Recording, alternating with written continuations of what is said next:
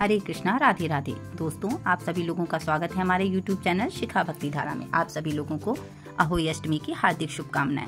आप सभी लोगों को आज हम अपने इस वीडियो में अहोई अष्टमी पे पौराणिक व्रत कथा श्रवण कराने जा रहे हैं। तो चलिए वीडियो शुरू करते हैं। इस साल ये व्रत 24 अक्टूबर को रखा जा रहा है। इस व्रत में अहोई माता की पूजा की जाती है। इस दिन महिलाएं अपनी संतान के लिए निर्जला व्रत करती हैं। शाम को तारों की छांव में कथा सुनकर तारों को अर्घ देकर व्रत खोलती हैं। कई जगह तारे निकलने के बाद अहोई माता की पूजा शुरू होती है। पूजन से पहले वाली स्थान को साफ करके पूजा का चौक बनाकर एक लोटे में जल भरकर उसे कलश की तरह चौकी के एक कोने पे रखते हैं और फिर पूजा करते हैं। इसके बाद अहोई अष्टमी व्रत कथा सुनी जाती है।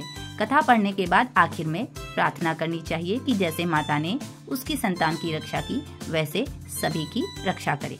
तो अहोई अष्टमी की कथा इस प्रकार है। प्राचीन काल में एक साहूकार था जिसके 7 बेटे और 7 बहुएं थीं। इस साहूकार की एक बेटी भी थी जो दीपावली में ससुराल से मायके आई थी। दीपावली पर घर को लीपने के लिए 7 बहुएं मिट्टी लाने जंगल में गईं, तो ननद भी उनके साथ चली गई। दीपावली से पहले कार्तिक बंदी अष्टमी को 7 बहुएं अपनी इकलौती नंद के साथ जंगल में मिट्टी लेने गईं। जहाँ से वे मिट्टी खोद रही थीं, वहीं पर स्याऊ सेहे की मांद थी। मिट्टी खोदते समय ननद के हाथ से सेही का बच्चा मर गया। इससे क्रोध में आकर स्याऊ माता ने ननद से कहा कि अब मैं तेरी कोख बांधूंगी। तब ननद अपनी 7 भाभियों से प्रार्थना की कि तुम में से कोई मेरे बदले अपनी कोख बंधवा ले। सभी भाभियों ने अपनी कोख बंधवाने से मना कर दिया, लेकिन छोटी भाभी सोचने लगी, अगर मैं कोख ना बंधवाऊंगी तो सासू जी नाराज होंगी। ऐसा विचार कर ननद के बदले छोटी भाभी ने अपनी कोख को बंधा ली। उसके बाद जब उसे जो भी बच्चा होता वह 7 दिन बाद मर जाता। एक दिन साहूकार की स्त्री ने पंडित जी को बुलाकर पूछा कि क्या बात है, मेरी इस बहू की संतान 7वें दिन क्यों मर जाती है। तब पंडित जी ने बहू से कहा कि तुम काली सुराही गाय की पूजा किया करो। उन्होंने बताया कि दरअसल काली गाय स्याऊ माता की भाईली है, वह तेरी कोख छोड़े तो तेरा बच्चा जिएगा। छोटी बहू ने पूरी लगन से गाय की सेवा की।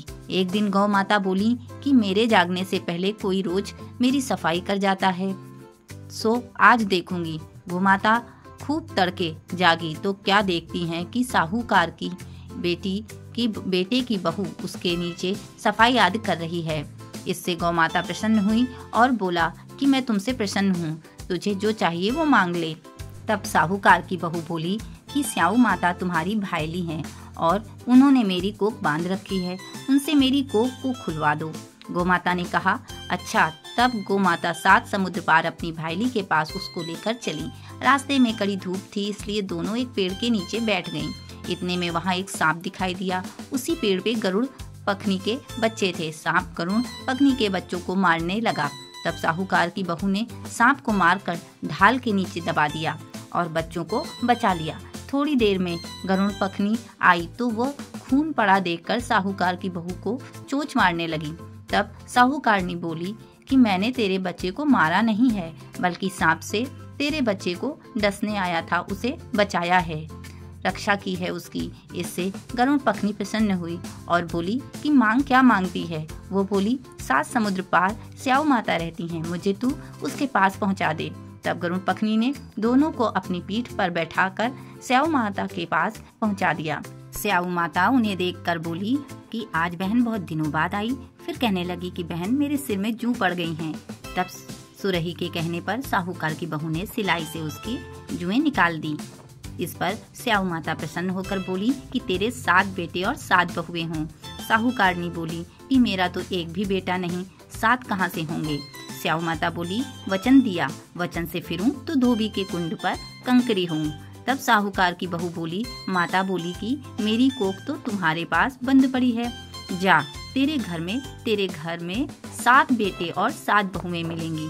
तू जाकर उजमान करना, 7 अहोई बनाकर 7 कढ़ाई करना।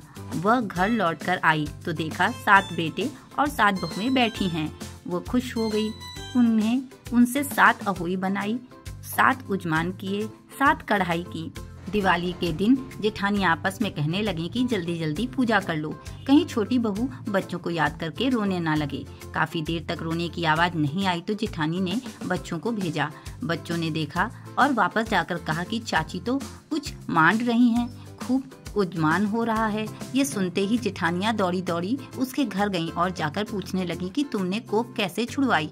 वह बोली, तुमने तो कोक बंधाई नहीं, मैंने बंधा ली। अब स्याऊ माता ने कृपा करके मेरी कोख खोल दी है। स्याऊ माता ने जिस प्रकार उस साहूकार की बहू की कोख खोली, उसी प्रकार हमारी भी खोलियो, सबकी खोलियो, कहने वाली की तथा हुंकार भरने वाली की तथा परिवार की कोख खोलियो। इस प्रकार से साहू माता को प्रणाम करके अपनी पूजा संपन्न कर आप सभी लोग व्रत पूर्ण करें। इसी कामना के साथ आप सभी लोगों को एक बार फिर से अहोई अष्टमी की हार्दिक शुभकामनाएं। आप सभी लोगों को वीडियो में दी गई जानकारी अच्छी लगी हो, वीडियो पसंद आया हो तो प्लीज़ लाइक करें, शेयर करें व सब्सक्राइब करें। राधे राधे।